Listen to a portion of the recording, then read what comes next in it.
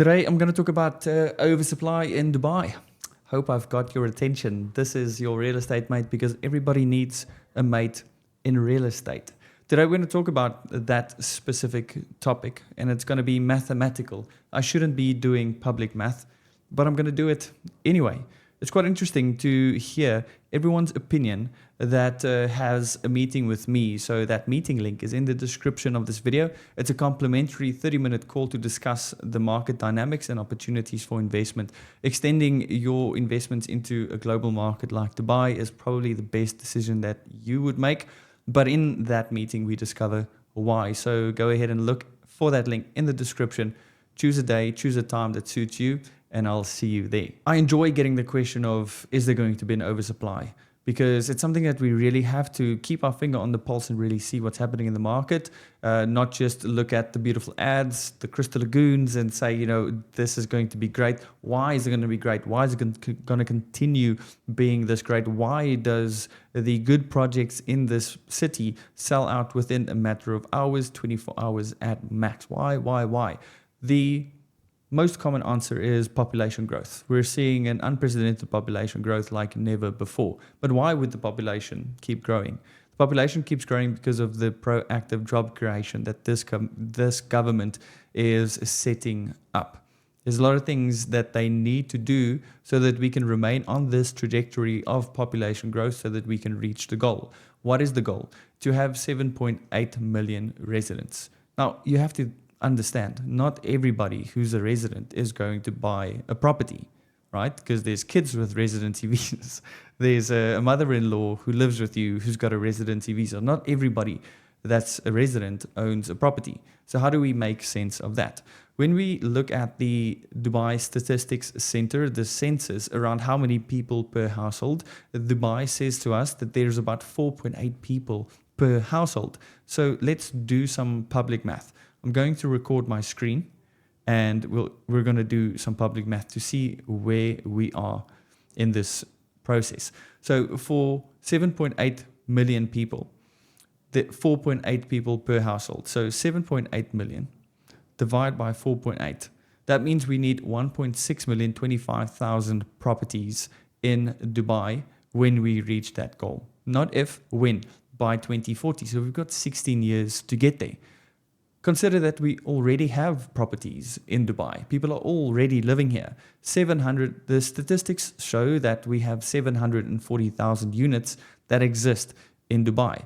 Let's call it 800 for the sake of, maybe we're short a few. So less 800,000 units in Dubai. That means we need an additional 825,000 units for everyone who's going to continue moving to the city for the reasons that I just mentioned.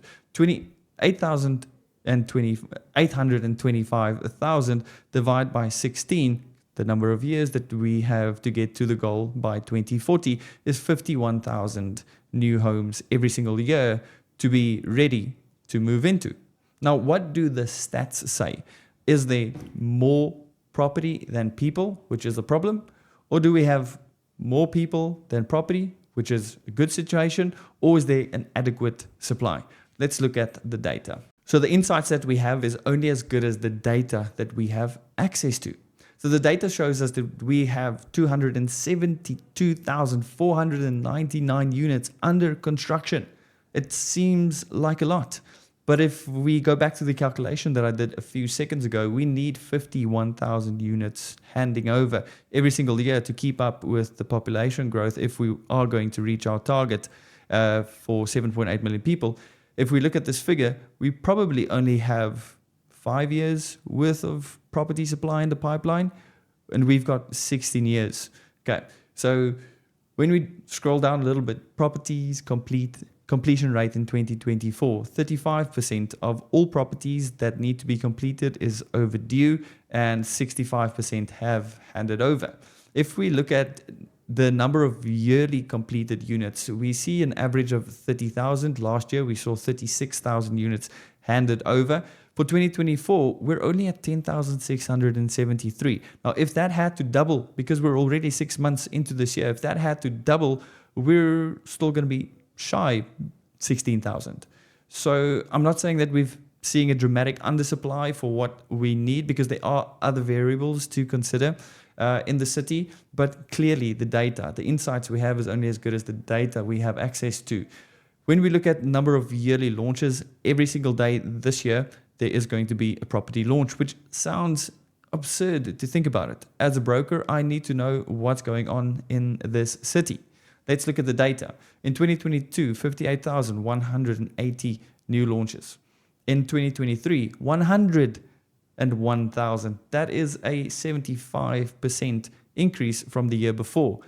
Today, 2024, we are minus 43%. We're 43% away from where we were last year. What's happening to the cadence? Is the data not catching up, or is the hype in the market just making us all a little bit crazy? Future planned property supply. So this is interesting. Everything that has launched in 2024, not 2021, 22, 23, 23, because there are still properties that have launched that are still under construction, because it takes about 2.5 to 3 to 4 years, depending on what you bought and where you bought, for that to actually hand over. But the future planned property supply, starting from the 1st of Jan 2024, so far in 2025, we're going to see 37,000 units handing over. Remember, every single year, we need closer to 50,000. So there's a big deficit here. Another thing to consider when you're investing into a certain location is, what is that actual location supply looking like? So the data that we're seeing is that the future supply in Dubai per area, JVC is going to see the most amount of supply. Business Bay, Dubai Land, which is a project that I just spoke about. And Dubai Land is majority just villas, so it's a segment of the market that is hugely undersupplied. Dubai Marine and Damac Hills, this is where the most of the supply is going to happen.